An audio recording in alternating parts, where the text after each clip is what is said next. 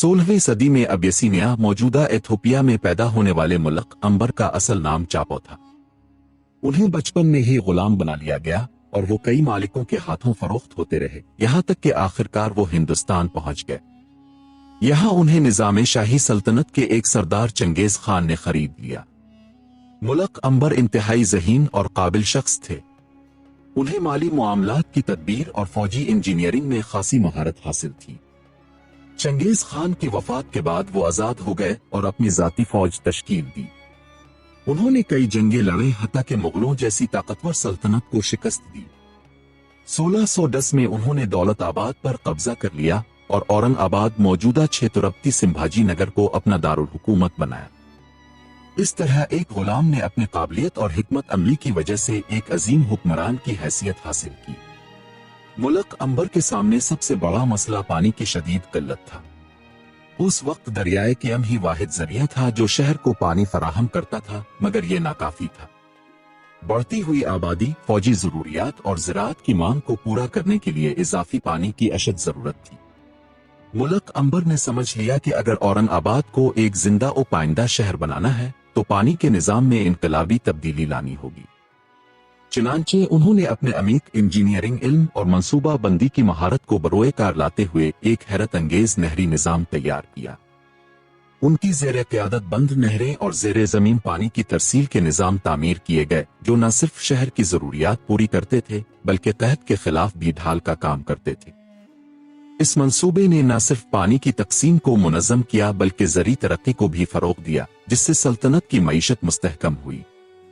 1618 में मुल्क अंबर ने एक अजीम अलशान आबी इंजीनियरिंग का शाहकार तामीर करने का फैसला किया, जिसे तारीख नहर अंबरी के नाम से जानती है। ये नहर मुकम्मल तौर पर ज़ेरे ज़मीन तामीर की गई थी, जिसकी तामीर में मजबूत ईंटों और चूने का इस्तेमाल किया गया था ताकि ये सदियों तक कायम रह सके।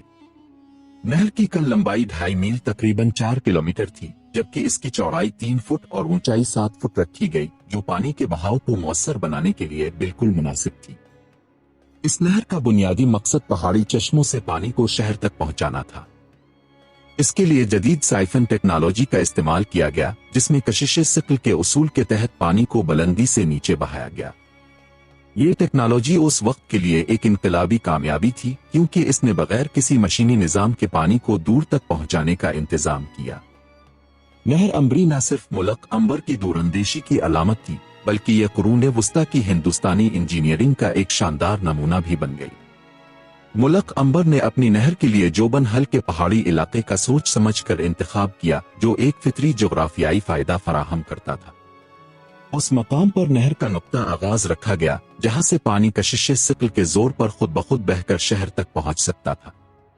नहर की तामीर में एक 48 फुट लंबी और 10 फुट गहरी मरकजी नहर खोदी गई, जो बारिश के पानी को जमा करने का एक मौसर जरिया बनी। उसके बाद मिट्टी की पाइपलाइनों का एक वसी नेटवर्क बिछाया गया, जो पानी को शहर के मुख्तलिफ हिस्सों तक पहुंचाता था। शहर में 691 कुनवे और मुताद्दिद पानी के जखीरा करने वाले टैंक तामीर किए गए, जो न सिर्फ पानी की तकसीम को मुनज़्ज़म करते थे बल्कि कहत के दौरान भी पानी की दस्तयाबी को यकीनी बनाते थे। सबसे हैरत अंगेज बात यह थी कि यह पूरा निज़ाम जदीद मशीनरी के बगैर सिर्फ इंसानी मेहनत, हुनर और हिकमत अमली के सर पर तामीर किया गया था। यह मुल्क अंबर की इंतजामी सलाहियतों और कदीम हिंदुस्तानी इंजीनियरिंग के मेयार का एक शानदार सबूत था। नहर अंबरी का डिजाइन अपने दौर का एक तकनीकी मोजिज़ा था।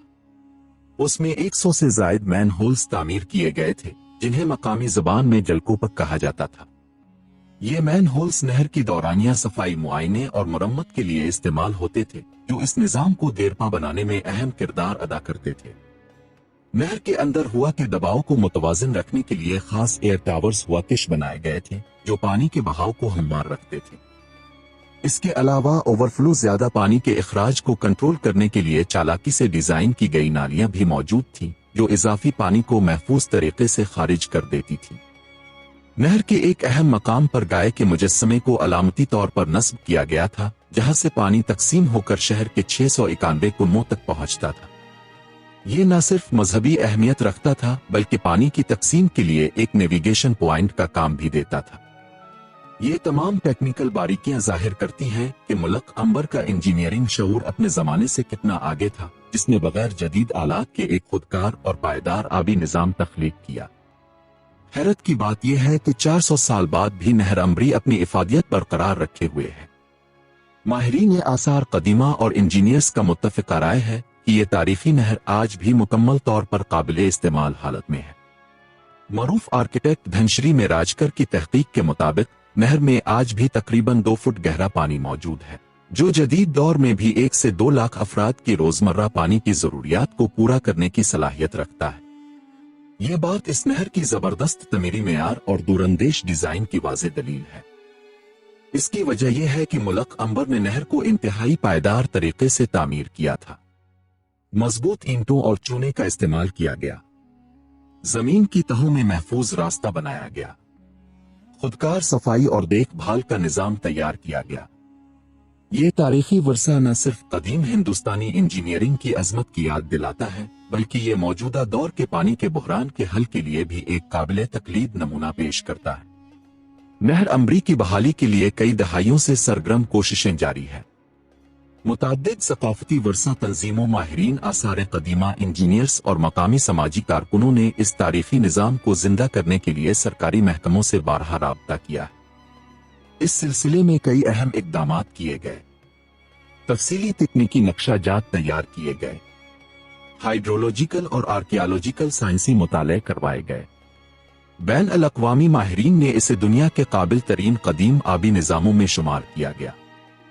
حیرت انگیز بات یہ ہے کہ یہ منصوبہ انتہائی معاشی تھا۔ اندازے کے مطابق جدید پانی کی فراہمی کے دیگر ذرائع کے مقابلے میں 10 گنا کم لاگت آتی۔ یہ نہ صرف قدرتی طریقہ کار پر مبنی تھا بلکہ ماحول دوست اور پائیدار حل بھی پیش کرتا۔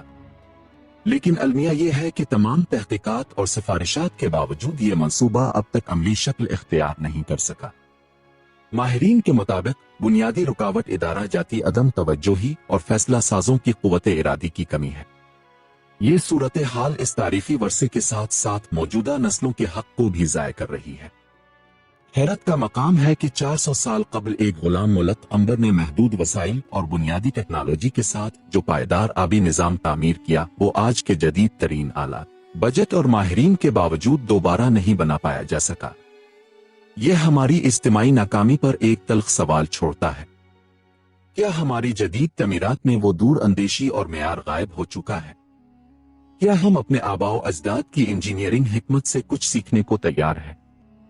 کیا یہ وقت نہیں کہ ہم اپنے تاریخی ورثے کو محض عجائب گھر کی زینت بنانے کی بجائے عملی زندگی کا حصہ بنائیں؟ نہر عنبری صرف اینٹوں اور چونے کا ڈھانچہ نہیں بلکہ ہماری تہذیبی عظمت کا نشان ہے۔ سوال یہ نہیں کہ کیا ہم اسے بچا سکتے ہیں، بلکہ یہ ہے کہ کیا ہم اسے بچانے کا ارادہ رکھتے ہیں۔ جب تک ہم نے ملک عنبر جیسی قوت ارادی نہیں آئے گی، ہم اپنی تاریخ کے ساتھ انصاف نہیں کر پائیں گے۔ اگر آپ کو یہ ویڈیو پسند آئے تو اسے لائک کریں، شیئر کریں اور ہمارے چینل کو سبسکرائب کرنا مت بھولیے تاکہ آپ کو مزید تاریخی ویڈیوز ملتی رہیں۔